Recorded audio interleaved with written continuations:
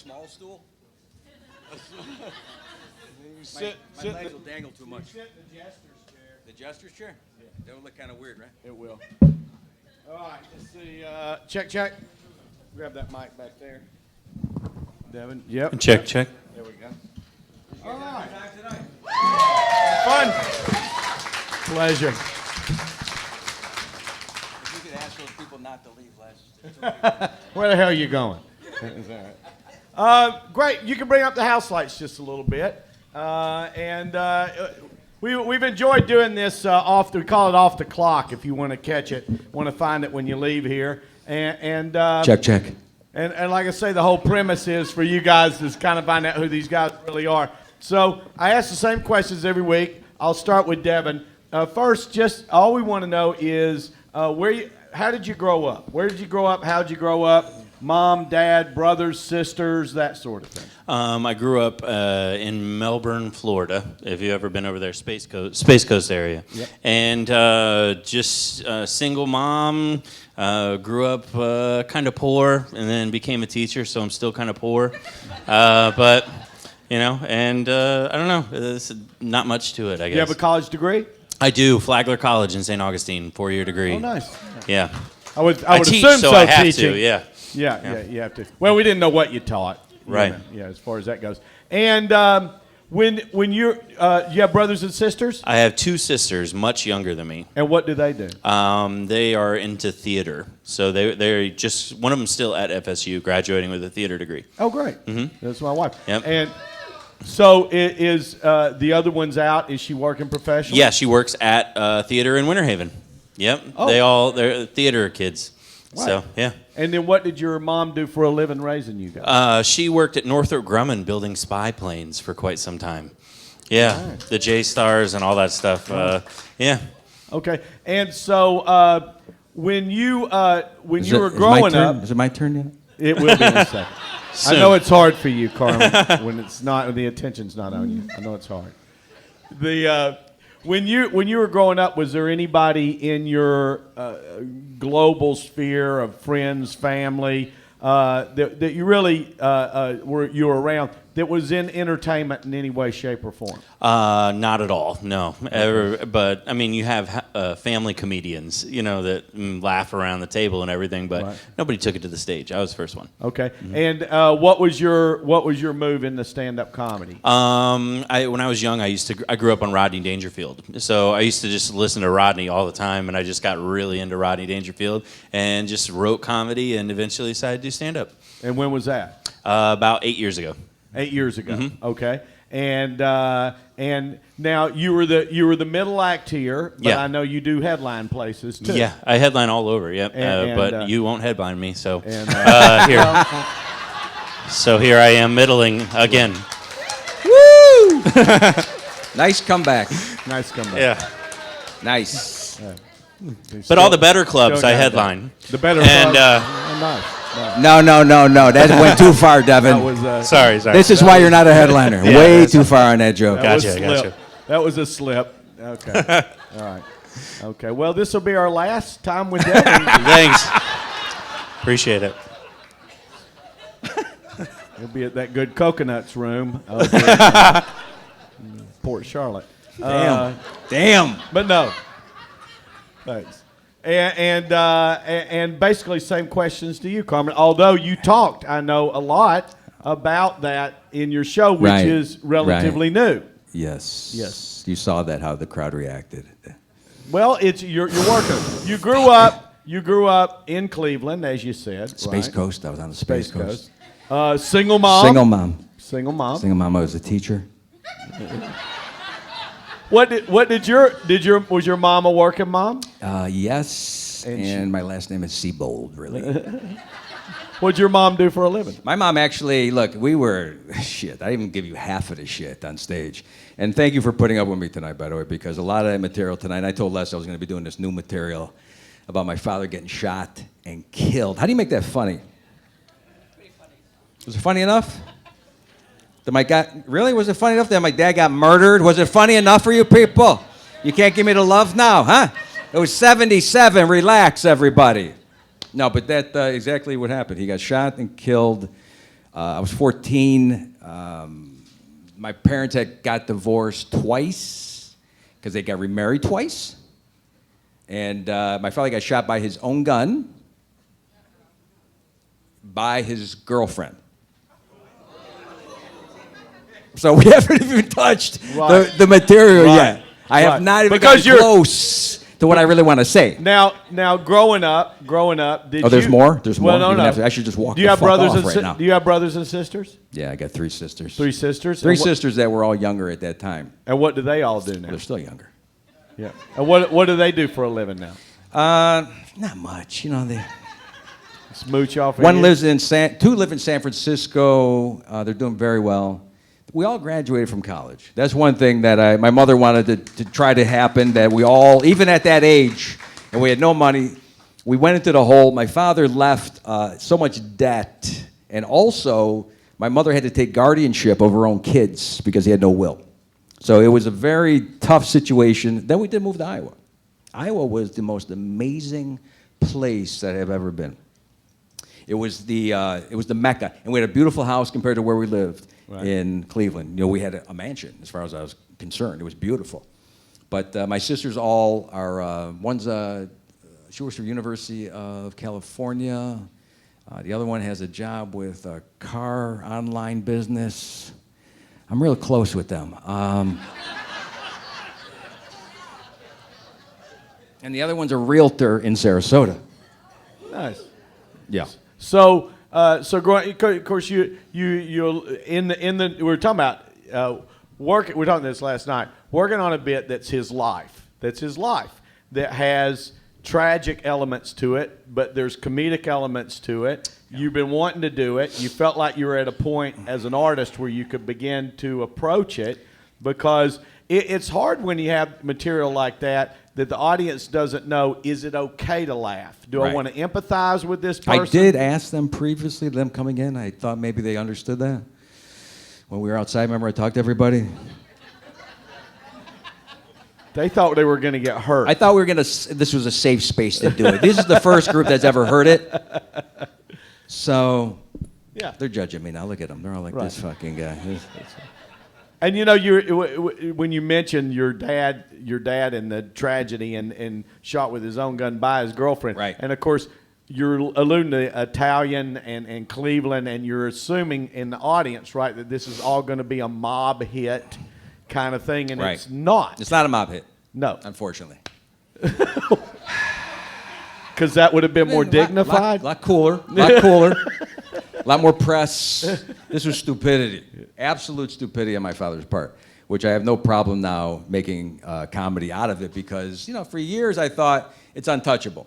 For years I thought it's too sad. I don't want to piss off my mom. I don't want to get into my family's business. But look, I'm going to die soon. So it's time to attempt. I was doing a lot of corporate comedy. You know, when you do corporate comedy, I have the construction routine that I don't do anymore in the clubs.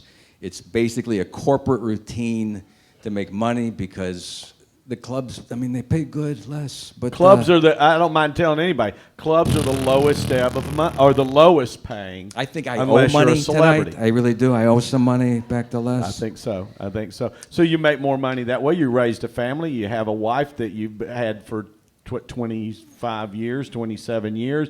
Raised 2 kids. 27, right? Own a house. 3 kids. Devin's doing the same thing, because you guys have other ways to bring in money other than just working comedy clubs. Yeah, I mean, thank God for Devin. I know a guy.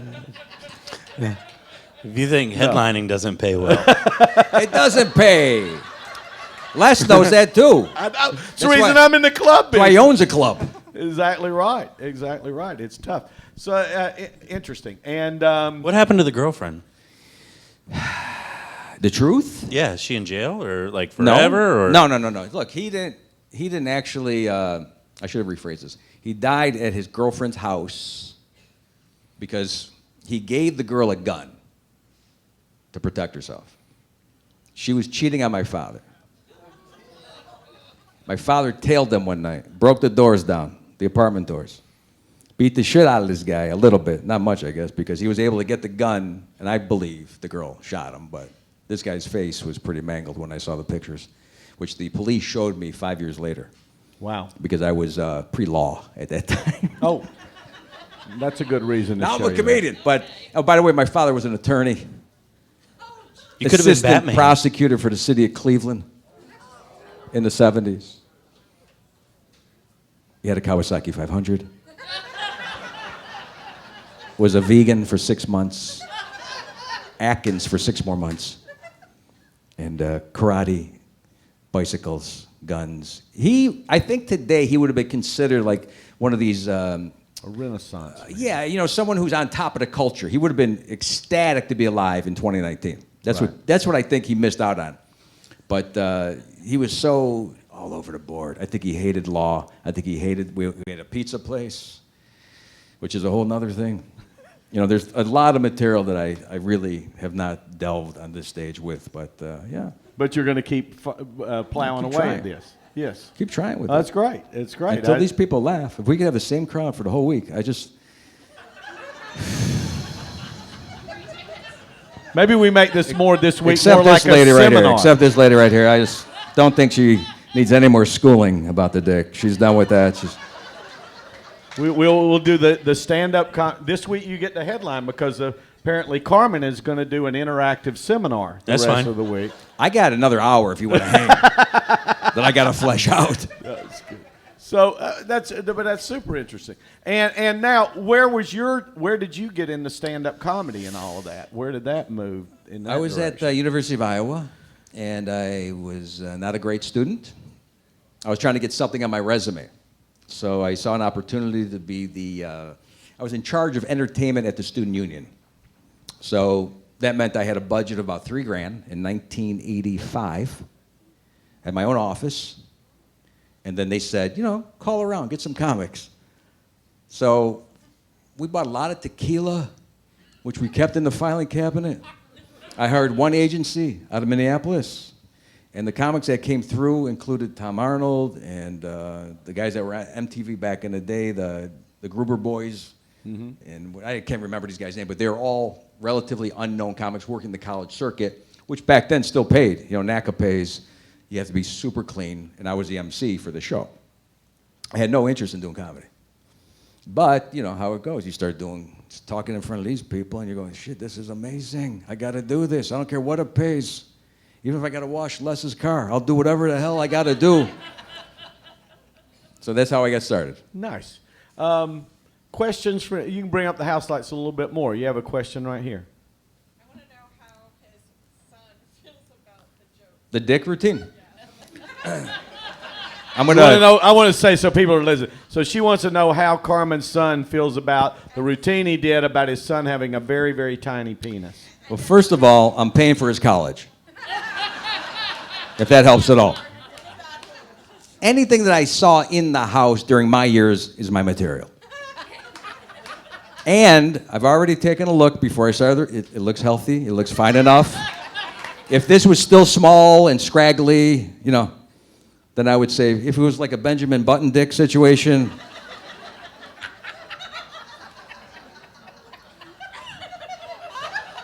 I don't think I've ever heard that term in my entire life.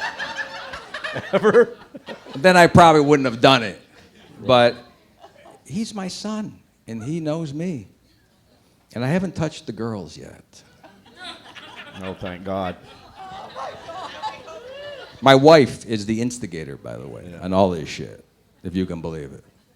Yes. So, Devin, how do you balance comedy and teaching? Balancing comedy and teaching. My last day is Monday as a teacher. Really? Yeah. Good for you. So I guess. I've balanced it for 15 years. It's exhausting. But now that I've moved up to feature at McCurdy's, I've decided that it's time to move on. I'm gonna make an announcement, Dad. Wow. Yeah, okay. I'm gonna make an announcement because you deserve it. I'm gonna close you on a Wednesday. Thank you. I appreciate that.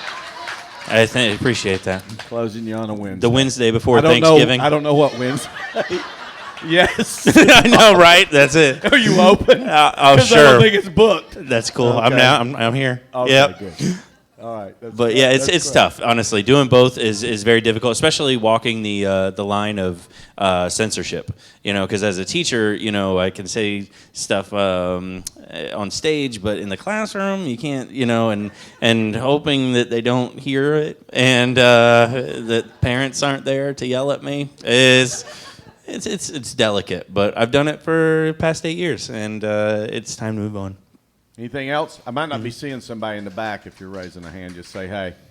When did you realize you were funny? Who? Those guys? Not me. Thank you. I'm not taking that either. That's a setup for him.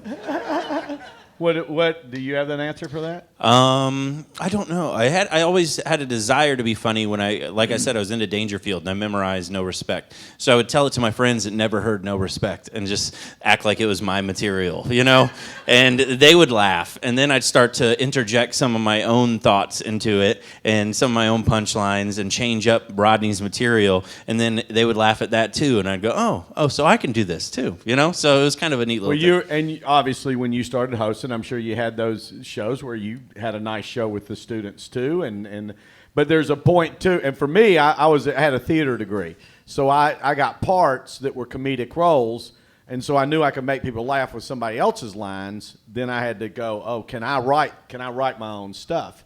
And I can. I've stolen most of it. But let me ask you this: when did you guys know that you were pro funny? Like you felt like, hey man, I can do this for a living, where you got into that kind of confidence level? How many years in? Well, it was easier in the 80s because there was so much comedy. And not many comedians. Not that many comics. We were lucky and to if be you were in- on the road, That's right. and the headliner couldn't get there because there was a snow day or some shit, you couldn't get. You were the feature, and you had 30 minutes. You had to stretch, and it happened to me all the time. So I ended up becoming a headliner because the headliner kept failing to show up. Well, and alluding to that, when we started in the early 80s was when comedy emerged all over the country. In 1980, when I first got started in it, there were literally, I think, 2 or 3 dozen comedy clubs in the country. By 1985, there were 150, 200 comedy clubs. And so we were in when comics were, there weren't a lot of comics. So we were, in Devon, by the time you got in, there were a lot of comics. There are a ton of comics. Yes, yeah. yes. And fighting your way through to get noticed is hard. Doing competitions and stuff, I think, is the early way in. That's how I met Les doing the World Series of Comedy here. So, it's just a way to get your foot in the door and then get on stage. Eventually be able to headline on Wednesday. Eventually, yep. Anything else? Any other questions? Yes, over here, yeah.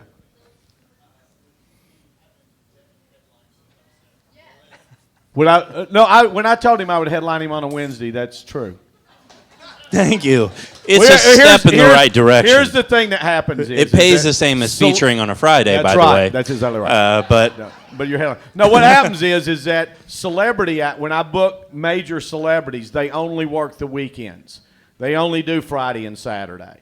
Or maybe Friday, Saturday, Sunday. But that's all you're going to. So you always end up with several weeks a year. Sometimes I'll have maybe 20 weeks a year where I've got a Wednesday, Thursday on the front end. And that's where you're looking for the comics like Devin who live here in the area or somewhere close that you can bring in and cover those front end weeks. And sometimes that's how a guy like Devin, because here's the numbers game.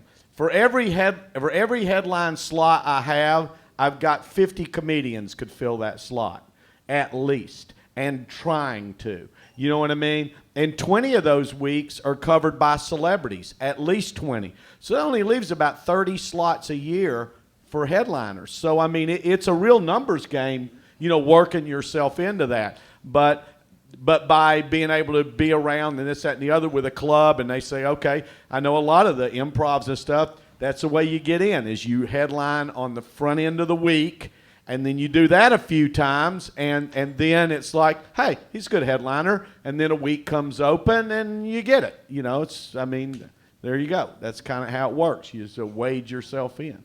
Anything else? You talked about your business model just a moment ago. How has it changed over the last 10 years? The last 10 years? You know, it's well, more comedians, more and more and more and more comedians. I mean, there are. I get so many comics presented to me every year by not only agents but other comedians that will go, "Hey, do you know about blah blah blah?" And I go, "I've never heard their name in my entire life." And then I check them out, and they're really good. So there's just a wealth of talent out there. The other thing has changed is the internet. The internet now, in the past 10 years, is what's changed everything in entertainment. Now, instead of having, when we grew up, 3 channels, then finally there was cable, and you had about maybe 20 channels where there was comedy. Now there's a limitless number of platforms where you can get your stuff out there, but it's watered down. So, but for an artist, for any of us, at least this is out there. Our podcast is out there. Devin or Carmen or myself can put a special together, and we can put it out there, you know, and see if we can gain a following. And it's about gaining a following so that you can sell tickets. That's the only way you make really good money. Please really follow me on Facebook, Instagram, LinkedIn, Twitter.